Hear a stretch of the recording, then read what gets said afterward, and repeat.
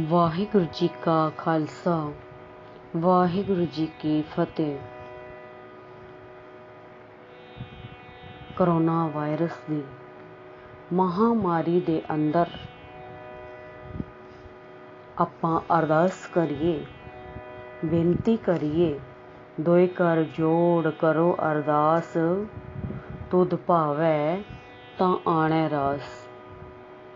ਉਹਨਾਂ ਨੂੰ ਪੁੱਛੀਏ ਜਿਹੜੇ ਹੌਸਪੀਟਲਾਂ ਦੇ ਅੰਦਰ ਮੌਤ ਦੀ ਜੰਗ ਲੜ ਰਹੇ ਹਨ।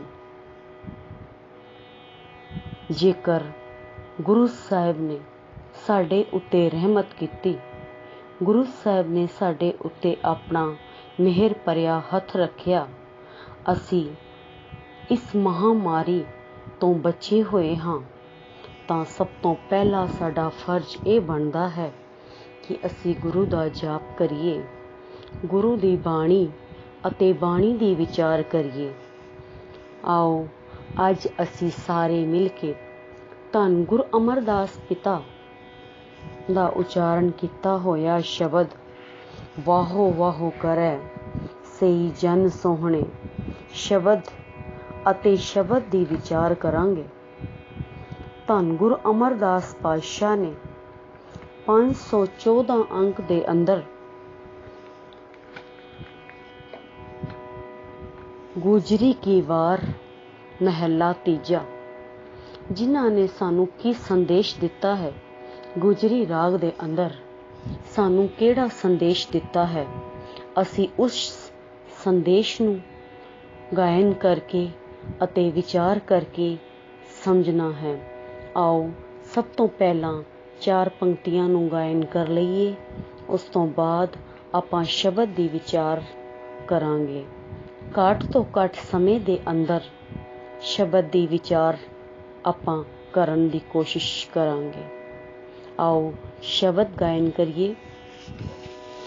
ਵਾਹੋ ਵਾਹੋ ਕਰੈ ਸਈ ਜਨ ਸੋਹਣੇ, ਵਾਹੋ ਵਾਹੋ ਕਰੈ ਸਈ ਜਨ ਸੋਹਣੇ, ਵਾਹੋ ਵਾਹੋ ਕਰੈ ਸਈ ਜਨ ਸੋਹਣੇ, ਵਾਹੋ ਵਾਹੋ ਕਰੈ ਸਈ ਜਨ ਸੋਹਣੇ, ਵਾਹੋ ਵਾਹੋ ਕਰੈ ਸਈ ਜਨ ਸੋਹਣੇ, ਵਾਹੋ ਵਾਹੋ ਕਰੈ ਸਈ ਜਨ ਸੋਹਣੇ।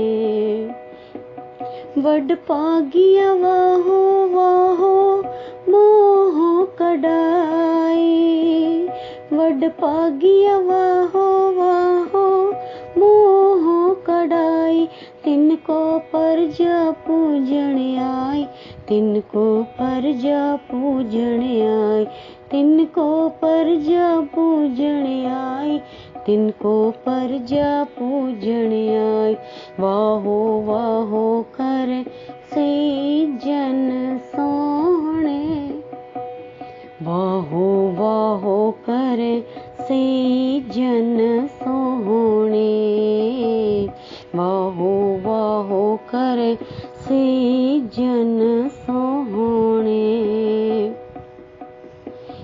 ਵਾਹੋ ਵਾਹੋ ਕਰਤੀ ਰਸਨਾ ਸ਼ਬਦ ਸੁਹਾਈ, ਪੂਰੇ ਸ਼ਬਦ ਪ੍ਰਭ ਮਿਲਿਆ ਆਈ, ਤਿਨ ਕੋ ਪਰਜਾ ਪੂਜਣ ਆਈ, ਤਿਨ ਕੋ ਪਰਜਾ ਪੂਜਣ ਆਈ, ਤਿਨ ਕੋ ਪਰਜਾ ਪੂਜਣ ਆਈ, ਤਿਨ ਕੋ ਪਰਜਾ ਪੂਜਣ ਆਈ, ਵਾਹੋ ਵਾਹੋ ਕਰੈ ਸਈ ਜਨ ਸੋਹਣੇ, ਵਾਹੋ ਵਾਹੋ ਕਰੈ ਸਈ ਜਨ ਸੋਹਣੇ, ਵਾਹੋ ਵਾਹੋ ਕਰੈ ਸਈ ਜਨ ਸੋਹਣੇ।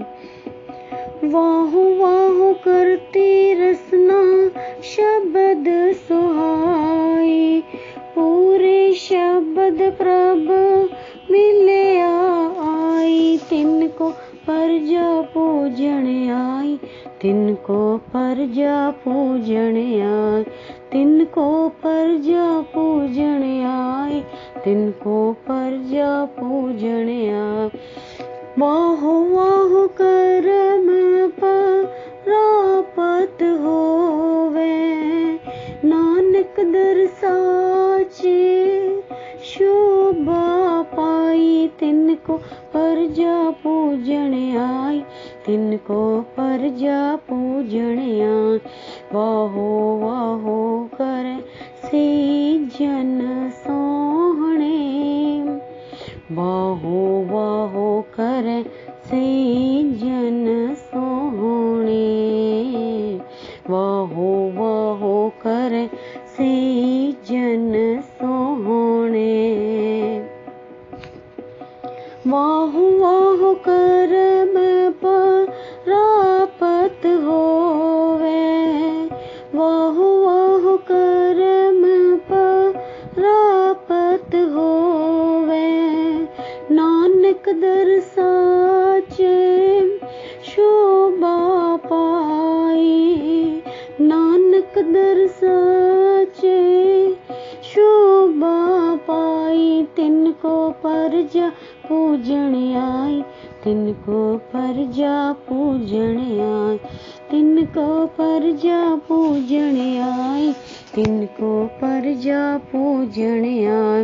वाहो वाहो करे से जन सोहणे, वाहो वाहो करे से जन सोहणे, वाहो वाहो करे से जन सोहणे। धन धन अमरदास पातशाह ਸਾਹਿਬ श्री गुरु अमरदास पातशाह अपनी बाणी दे अंदर सानू 4 गल्लां दा खुलासा करदे। सब तो पहला वाहो वाहो करे से जन सोहणे। संसार दे अंदर सोहना किसनू आख्या है। दूसरी गल पातशाह करदे वडभागियां वाहो वाहो, वडभागी कौन है। तीसरी पंक्ति दे अंदर पातशाह सानू फरमान करदे वाहो वाहो करती रसना शबद सुहाई। रसना केड़ी सोहनी है, केड़ी रसना दी गल कीती गुरु साहब ने। और चौथी गल पातशाह ने कीती कर्म दी कि कर्म की है। पहली पंक्ति दे अंदर गुरु साहब सानू समझाउणा करदे कि वाहो वाहो करे सही जन सोहणे। जेड़े इंसान हिरदे दे नाल सच्चे मन दे नाल उस परमात्मा दा सिमरन करदे हन, उन्हां नूं संसार दुनिया पूजन आ जाती है। भाओ उन्हां तो चंगी सेहत लैण वास्ते आउंदी है। गुरबाणी के अंदर गुरु साहब ने 2 पक्ष रखे। एक आत्मक पक्ष की गल कीती, एक संसारक पक्ष की गल कीती। एक सानू आत्मक पक्ष वालों समझण की लोड़ है, एक संसारक पक्ष वालों। कई बार कोई गल समझ नहीं आउंदी तां सानू संसारक तरीके दे नाल समझाया जाता है। हुण इत्थे गल करिए संसार दे अंदर सोहना किसनूं आख्या है। संसारक पक्ष की जे गल करिए, सोहना वो नहीं जिसकी शक्ल सूरत बड़ी सोहनी, सोहना वो नहीं जिसदे महल माड़ियां बड़ियां सोहनियां, सोहना वो नहीं जिसने कपड़े बड़े सोहने पाए, चप्पलां बड़ी सोहनियां पाईयां, पहरावा बहुत सोहना किता। सोहना उसनूं नहीं आख्या। गुरु साहब ने कहा कि वाहो वाहो करे सही जन सोहण। जिसने हिरदे नाल उस परमात्मा दा सिमरन, उस परमात्मा दी बंदगी कीती। इंदे जो सास गिरास ध्याए मेरा हर हर, सो गुर सिख गुरु मन पावे। ਐਸਾ ਗੁਰੂ ਦਾ ਸਿੱਖ ਜਿਹੜਾ ਹਿਰਦੇ ਨਾਲ ਸਿਮਰਨ ਕਰਦਾ ਹੈ, ਹਿਰਦੇ ਨਾਲ ਉਸ ਪਰਮਾਤਮਾ ਦੀ ਬਾਣੀ ਨੂੰ ਪੜ੍ਹਦਾ ਹੈ, ਉਹ ਅਕਾਲ ਪੁਰਖ ਪਰਮਾਤਮਾ ਨੂੰ ਬਹੁਤ ਹੀ ਸੋਹਣਾ ਲੱਗਦਾ ਹੈ। ਅਸੀਂ ਵਿਚਾਰ ਬਹੁਤ ਘੱਟ ਸਮੇਂ ਦੇ ਅੰਦਰ ਲੈ ਰਹੇ ਹਾਂ, ਕਿਉਂਕਿ ਜਿੰਨੀ ਲੰਬੀ ਵਿਚਾਰ ਕਰੋ ਸੁਣਨ ਵਾਲੇ ਵੀ ਕਈ ਵਾਰ ਔਖੇ ਹੋ ਜਾਂਦੇ। ਇਸ ਲਈ ਬਹੁਤ ਹੀ ਛੋਟੇ ਰੂਪ ਦੇ ਵਿੱਚ ਆਪਾਂ ਵਿਚਾਰ ਨੂੰ ਲੈਣਾ ਹੈ। ਵਡਭਾਗੀਆਂ ਵਾਹੋ ਵਾਹੋ ਮੂੰਹੋਂ ਕਢਾਈ। ਹੁਣ ਇੱਥੇ ਗੁਰੂ ਸਾਹਿਬ ਸਾਨੂੰ ਸਮਝਾਉਣਾ ਕਰਦੇ ਕਿ ਜਿਹੜਾ ਵਡਭਾਗੀ ਮਨੁੱਖ ਹੈ, ਉਸ ਦੇ ਮੂੰਹ ਤੋਂ ਉਸ ਅਕਾਲ ਪੁਰਖ ਪਰਮਾਤਮਾ ਦੀ ਉਸਤਤ, ਉਸ ਪਰਮਾਤਮਾ ਦੀ ਬੰਦਗੀ ਉਹੀ ਜਾਪ ਕਰ ਸਕਦਾ ਹੈ, ਵਡਭਾਗੀ ਮਨੁੱਖ। ਹੁਣ ਵਡਭਾਗੀ ਕਿਸ ਨੂੰ ਆਖਿਆ ਹੈ? ਗੱਲ ਕਰੀਏ, ਵਡਭਾਗੀ ਉਹ ਨਹੀਂ ਕਿ ਜਿਹੜਾ ਦੁਨੀਆਦਾਰੀ ਦੇ ਅੰਦਰ ਸਿਰਫ ਲੋਕ ਦਿਖਾਵੇ ਤੱਕ ਸੀਮਿਤ ਹੋਵੇ। ਵਡਭਾਗੀ ਉਹ ਆਖਿਆ ਹੈ ਕਿ ਜਿਸ ਦੇ ਦਰਸ਼ਨ ਕੀਤਿਆਂ ਧਰਮ ਚੇਤੇ ਆਵੇ। ਹੁਣ ਗੱਲ ਕਰੀਏ ਆਪਾਂ, ਇੱਕ ਬੱਚੀ ਨੇ ਸਵਾਲ ਕੀਤਾ ਸੀ ਕਿ ਕਰਮ ਦੀ ਗੱਲ ਕਰੋ। ਹੁਣ ਇੱਥੇ ਆਪਾਂ ਵਡਭਾਗੀ ਦੀ ਗੱਲ ਕਰਦੇ ਹਾਂ ਕਿ ਦਰਸ਼ਨ ਕੀਤਿਆਂ ਧਰਮ ਚੇਤੇ ਆਵੇ। ਆਪਾਂ ਕਿਸੇ ਗੁਰੂ ਘਰ ਦੇ ਅੰਦਰ ਜਦੋਂ ਜਾਂਦੇ ਹਾਂ, ਬਾਹਰ ਨਿਸ਼ਾਨ ਸਾਹਿਬ ਲੱਗੇ ਹਨ, ਅੰਦਰ ਗੁਰੂ ਗ੍ਰੰਥ ਸਾਹਿਬ ਜੀ ਦਾ ਪ੍ਰਕਾਸ਼ ਹੈ। ਕੀ ਸੰਦੇਸ਼ ਹੈ ਸਾਡੇ ਲਈ? ਸਾਡੇ ਲਈ ਬਹੁਤ ਪਿਆਰਾ ਸੰਦੇਸ਼ ਹੈ। ਬਹੁਤ ਪੱਖ ਨਿਕਲਦੇ ਨੇ, ਲੇਕਿਨ ਕਿਹੜੇ ਪੱਖ ਅਸੀਂ ਖੋਲਣ ਦਾ ਯਤਨ ਕਰੀਏ? ਪਹਿਲਾ ਸੰਦੇਸ਼ ਸਾਨੂੰ ਇਹ ਮਿਲਦਾ ਹੈ, ਐ ਸਿੱਖਾ ਤੈਨੂੰ ਕਿਤੇ ਥਾਂ ਨਾ ਮਿਲੇ, ਤੈਨੂੰ ਕਿਤੇ ਕੋਈ ਪੁੱਛਣ ਵਾਲਾ ਨਾ ਹੋਵੇ, ਜਿੱਥੇ ਕੇਸਰੀ ਨਿਸ਼ਾਨ ਲਹਿਰਾ ਰਿਹਾ ਹੋਵੇ, ਉੱਥੇ ਜਾ ਕੇ ਤੂੰ ਮਾਣ ਨਾਲ ਆਖੀ ਇਹ ਮੇਰਾ ਘਰ ਹੈ। ਦੂਜੀ ਗੱਲ ਆਪਾਂ ਕਰੀਏ, ਨਿਸ਼ਾਨ ਸਾਹਿਬ ਸਾਨੂੰ ਬਹੁਤ ਵੱਡਾ ਸੰਦੇਸ਼, ਨਿਸ਼ਾਨ ਸਾਹਿਬ ਤੋਂ ਸਾਨੂੰ ਬਹੁਤ ਵੱਡਾ ਸੰਦੇਸ਼ ਮਿਲਦਾ ਹੈ। ਜਿੱਥੇ ਸਾਨੂੰ ਬਾਣੀ ਦੀ ਲੋੜ ਹੈ, ਉੱਥੇ ਸਾਨੂੰ ਬਾਣੇ ਦੀ ਵੀ ਲੋੜ ਹੈ। ਹੁਣ ਕਈ ਵਾਰ ਬੱਚੇ ਕਹਿ ਦਿੰਦੇ ਹੈ ਕਿ ਮਨ ਸੱਚਾ ਹੋਣਾ ਚਾਹੀਦਾ, ਸਾਨੂੰ ਬਾਣੇ ਦੀ ਕੀ ਲੋੜ ਹੈ? ਗੁਰੂ ਪਿਆਰਿਓ, ਮੈਂ ਇੱਕ ਗੱਲ ਦਾ ਜਵਾਬ ਮੰਗਦੀ ਹਾਂ ਕਿ ਧੰਨ ਗੁਰੂ ਗੋਬਿੰਦ ਸਿੰਘ ਪਾਤਸ਼ਾਹ ਦਾ ਮਨ ਸੱਚਾ ਨਹੀਂ ਸੀ, ਜਿਨ੍ਹਾਂ ਨੇ ਆਪਣੇ ਪੁੱਤਰ ਵਾਰ ਦਿੱਤੇ, ਆਪਣਾ ਸਰਬੰਸ ਵਾਰ ਦਿੱਤਾ। ਇਨ ਪੁੱਤਰਨ ਕੇ ਸ਼ੀਸ਼ ਪਰ ਵਾਰ ਦੀਏ ਸੁਤ ਚਾਰ, ਚਾਰ ਮੂਏ ਤੋਂ ਕਿਆ ਭਇਆ ਜੀਵਤ ਕਈ ਹਜ਼ਾਰ। ਕਿੰਨਾ ਵੱਡਾ ਜਿਗਰਾ ਸੀ। ਲੇਕਿਨ ਹੁਣ ਗੱਲ ਕਰੀਏ, ਜਿੱਥੇ ਬਾਣੀ ਦੀ ਲੋੜ ਹੈ, ਉੱਥੇ ਸਾਨੂੰ ਬਾਣੇ ਦੀ ਵੀ ਬਹੁਤ ਲੋੜ ਹੈ। ਬਾਣਾ ਕੋਈ ਪਹਿਰਾਵਾ ਨਹੀਂ, ਕੋਈ ਦਿਖਾਵਾ ਨਹੀਂ। ਗੁਰੂ ਸਾਹਿਬ ਦੇ ਕਕਾਰ ਅੰਮ੍ਰਿਤਪਾਨ ਸਾਡੇ ਲਈ ਓਨਾ ਹੀ ਜ਼ਰੂਰੀ ਹੈ ਜਿੰਨਾ ਸਾਡੇ ਲਈ ਬਾਣੀ ਪੜ੍ਹਨਾ ਜ਼ਰੂਰੀ ਹੈ। ਬਾਣੀ ਅਤੇ ਬਾਣਾ ਇਹ ਦੋਨੋਂ ਸਾਡੇ ਲਈ ਬਹੁਤ ਜ਼ਰੂਰੀ ਹਨ। ਬਾਹਰ ਸੰਦੇਸ਼ ਹੈ, ਨਿਸ਼ਾਨ ਸਾਹਿਬ ਲੱਗੇ ਹਨ, ਅੰਦਰ ਗੁਰੂ ਗ੍ਰੰਥ ਸਾਹਿਬ ਜੀ ਦਾ ਪ੍ਰਕਾਸ਼ ਹੈ। ਬਾਹਰ ਬਾਣੇ ਦਾ ਪ੍ਰਤੀਕ, ਅੰਦਰ ਬਾਣੀ ਦਾ ਪ੍ਰਤੀਕ। ਇਹ ਦੋਨੋਂ ਪੱਖ ਸਾਡੇ ਲਈ ਬਹੁਤ ਜ਼ਰੂਰੀ ਹਨ। ਸੋ ਇਸ ਗੱਲ ਦਾ ਸਾਨੂੰ ਧਿਆਨ ਰੱਖਣ ਦੀ ਲੋੜ ਹੈ ਕਿ ਬਾਣਾ ਕੋਈ ਦਿਖਾਵਾ ਨਹੀਂ।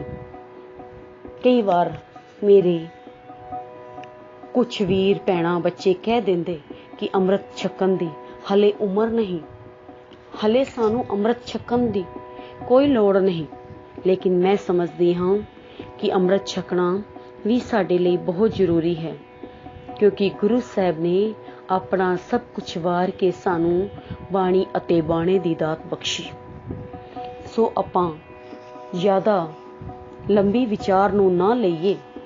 ਅਗਲੀ ਪੰਕਤੀ ਦੇ ਵਿੱਚ ਜੇ ਆਪਾਂ ਆਉਂਦੇ ਹਾਂ, ਵਾਹੋ ਵਾਹੋ ਕਰਤੀ ਰਸਨਾ ਸ਼ਬਦ ਸੁਹਾਈ, ਪੂਰੇ ਸ਼ਬਦ ਪ੍ਰਭ ਮਿਲਿਆ ਆਈ। ਪੂਰਾ ਸ਼ਬਦ, ਪੂਰੇ ਸ਼ਬਦ ਦੀ ਪ੍ਰਾਪਤੀ ਕਿਵੇਂ ਹੁੰਦੀ ਹੈ? ਹੁਣ ਗੱਲ ਕਰੀਏ, ਵਾਹੋ ਵਾਹੋ ਕਰਤੀ ਰਸਨਾ, ਰਸਨਾ ਦੀ ਗੱਲ ਕੀਤੀ ਕਿ ਰਸਨਾ ਕਿਹੜੀ ਸੋਹਣੀ ਹੈ। ਰਸਨਾ ਉਹ ਸੋਹਣੀ ਨਹੀਂ ਜਿਹੜੀ ਨਫ਼ਰਤ, ਈਰਖਾ, ਵੈਰ, ਵਿਰੋਧ ਦੇ ਬੀਜ ਬੋ ਕੇ ਆਪਣੇ ਉੱਲੂ ਸਿੱਧੇ ਕਰਦੀ ਹੈ। ਰਸਨਾ ਉਹ ਸੋਹਣੀ ਨਹੀਂ, ਰਸਨਾ ਉਹ ਸੋਹਣੀ ਹੈ ਜੋ ਸਾਸ ਗਿਰਾਸ ਧਿਆਏ ਮੇਰਾ ਹਰ ਹਰ, ਜਿਹੜੀ ਹਿਰਦੇ ਨਾਲ ਉਸ ਪਰਮਾਤਮਾ ਦਾ ਸਿਮਰਨ ਕਰਦੀ ਹੈ, ਹਿਰਦੇ ਨਾਲ ਉਸ ਪਰਮਾਤਮਾ ਦੀ ਬੰਦਗੀ ਕਰਦੀ ਹੈ। ਆਖਰੀ ਪੰਕਤੀ ਦੇ ਅੰਦਰ ਗੁਰੂ ਸਾਹਿਬ ਸਾਨੂੰ ਸਮਝਾਉਣਾ ਕਰਦੇ, ਵਾਹੋ ਵਾਹੋ ਕਰਮ ਪ੍ਰਾਪਤ ਹੋਵੇ, ਨਾਨਕ ਦਰ ਸੱਚੇ ਸ਼ੋਭਾ ਪਾਈ। ਉਸ ਪਰਮਾਤਮਾ ਦੇ ਦਰ ਤੇ ਸ਼ੋਭਾ ਕਿਵੇਂ ਪ੍ਰਾਪਤ ਹੁੰਦੀ ਹੈ? ਹੁਣ ਗੱਲ ਕਰੀਏ ਇੱਥੇ ਕਰਮ ਦੀ। ਵਾਹੋ ਵਾਹੋ ਕਰਮ ਪ੍ਰਾਪਤ ਹੋਵੇ। ਹੁਣ ਕਰਮ ਕੀ ਹੈ? ਸਭ ਤੋਂ ਪਹਿਲਾਂ ਆਪਾਂ ਵਿਚਾਰ ਇਹ ਕਰੀਏ, ਕਹਿੰਦੇ ਸਾਨੂੰ ਕਰਮ ਕਰਨ ਦੀ ਵੀ ਬਹੁਤ ਲੋੜ ਹੈ। ਕਿਉਂ? ਕਿਉਂਕਿ ਕਰਮ ਕਰਦਿਆਂ ਜਿਸ ਦਿਨ ਸਾਨੂੰ ਕਰਮ ਕਰਨ ਦੀ ਜਾਚ ਆ ਗਈ, ਸਾਡਾ ਕੀਤਾ ਹੋਇਆ ਹਰ ਕਰਮ ਸਫਲਾ ਹੋ ਜਾਵੇਗਾ। ਜੇ ਗੱਲ ਕਰੀਏ ਸਾਡੇ ਕੀਤੇ ਹੋਏ ਜਪ ਤੋਂ, ਸਾਡਾ ਕੀਤਾ ਹੋਇਆ ਜਪ, ਗੁਰੂ ਸਾਹਿਬ ਨੇ ਸਾਨੂੰ 5 ਬਾਣੀਆਂ ਦਿੱਤੀਆਂ। 5 ਬਾਣੀਆਂ ਦੇ ਅੰਦਰ ਜੇ ਗੱਲ ਕਰੀਏ, ਗੁਰੂ ਸਾਹਿਬ ਨੇ 5 ਸਾਡਾ ਕੀਤਾ ਹੋਇਆ ਜਪ, ਜਿਸ ਦਿਨ ਜਾਪ ਬਣ ਗਿਆ, ਜਾਪ ਨੇ ਸਾਡਾ ਕੀਤਾ ਹੋਇਆ ਜਪ ਜਿਸ ਦਿਨ ਜਾਪ ਬਣ ਗਿਆ, ਜਾਪ ਨੇ ਵੈਰਾਗੀ ਹਿਰਦਾ ਧਾਰਨ ਕੀਤਾ। ਵੈਰਾਗੀ ਹਿਰਦੇ ਦੇ ਵਿੱਚੋਂ ਜਦੋਂ ਅਰਦਾਸ ਨਿਕਲੀ ਤਾਂ ਅਰਦਾਸ ਪ੍ਰਵਾਨ ਹੋ ਗਈ। ਹੁਣ ਗੱਲ ਕਰੀਏ, ਸਾਡਾ ਕਰਮ ਬਹੁਤ ਜ਼ਰੂਰੀ ਹੈ। ਇਹ ਸੇਵਾ ਕਰਨਾ, ਸਿਮਰਨ ਕਰਨਾ, ਗੁਰਦੁਆਰੇ ਆਉਣਾ, ਮੱਥਾ ਟੇਕਣਾ, ਇਹ ਸਭ ਇੱਕ ਕਰਮ ਹੈ। ਲੇਕਿਨ ਇਹ ਕਰਮ ਕਰਦਿਆਂ ਜਿਸ ਦਿਨ ਸਾਨੂੰ ਕਰਮ ਕਰਨ ਦੀ ਜਾਚ ਆ ਗਈ, ਅਸੀਂ ਉਸ ਪਰਮਾਤਮਾ ਦੇ ਦਰ ਤੇ, ਨਾਨਕ ਦਰ ਸੱਚੇ ਸ਼ੋਭਾ ਪਾਈ। ਫਿਰ ਉਸ ਪਰਮਾਤਮਾ ਦੇ ਦਰ ਤੇ ਅਸਲ ਸ਼ੋਭਾ ਸਾਨੂੰ ਤਾਂ ਮਿਲਣੀ ਹੈ ਜਦੋਂ ਸਾਡਾ ਕੀਤਾ ਹੋਇਆ ਕਰਮ ਸਫਲਾ ਹੋ ਗਿਆ, ਸਾਨੂੰ ਕਰਮ ਕਰਨ ਦੀ ਜਾਚ ਆ ਗਈ। ਕਹਿੰਦੇ ਜਦੋਂ ਹਿਰਦੇ ਦੇ ਨਾਲ ਕੋਈ ਕਰਮ ਕਰਦਾ ਹੈ ਨਾ, ਆਪਾਂ ਗਿਆਨੀ ਸੰਤ ਸਿੰਘ ਮਸਕੀਨ ਜੀ ਦੇ ਵਿਚਾਰ ਨੂੰ ਲਈਏ, ਜਦੋਂ ਕਿਸੇ ਸਾਗਰ ਦੇ ਕੋਲ ਆਪਾਂ ਜਾਈਏ ਨਾ, ਤਾਂ ਚਮਚ ਲੈ ਕੇ ਜਾਈਏ ਤਾਂ ਚਮਚ ਜਿੰਨਾ ਹੀ ਜਲ ਲੈ ਕੇ ਆਵਾਂਗੇ। ਜੇਕਰ ਗਿਲਾਸ ਲੈ ਕੇ ਜਾਈਏ, ਗਿਲਾਸ ਜਿੰਨਾ ਹੀ ਅਸੀਂ ਜਲ ਲੈ ਕੇ ਆਵਾਂਗੇ। ਮਟਕਾ ਲੈ ਕੇ ਜਾਈਏ, ਮਟਕੇ ਜਿੰਨਾ ਹੀ ਜਲ ਲੈ ਕੇ ਆਵਾਂਗੇ। ਕਹਿੰਦੇ ਬਸ ਗੱਲ ਉੱਥੇ ਆਉਂਦੀ ਹੈ ਕਿ ਕੈਸੀ ਤੇਰੀ ਪ੍ਰੀਤੀ, ਕੈਸੀ ਤੇਰੀ ਸ਼ਰਧਾ, ਕੈਸੀ ਤੇਰੀ ਭਾਵਨਾ। ਜਿਸ ਮਨ ਦੇ ਨਾਲ, ਜਿਸ ਸ਼ਰਧਾ ਦੇ ਨਾਲ ਤੂੰ ਗੁਰੂ ਗ੍ਰੰਥ ਸਾਹਿਬ ਜੀ ਦੀ ਹਜ਼ੂਰੀ ਦੇ ਵਿੱਚ ਆ ਕੇ ਅਰਦਾਸ ਕਰੇਗਾ, ਤੈਨੂੰ ਉਨਾ ਹੀ ਫਲ ਪ੍ਰਾਪਤ ਹੋਵੇਗਾ। ਪਾਓ ਭਗਤ ਪਰਵਾਨ ਹੈ, ਜਗ ਹੋਮ ਤੇ ਪੁਰਬ ਕਮਾਈ। ਬਸ ਸਾਨੂੰ ਸ਼ਰਧਾ ਦੀ ਲੋੜ ਹੈ, ਭਾਵਨਾ ਦੀ ਲੋੜ ਹੈ।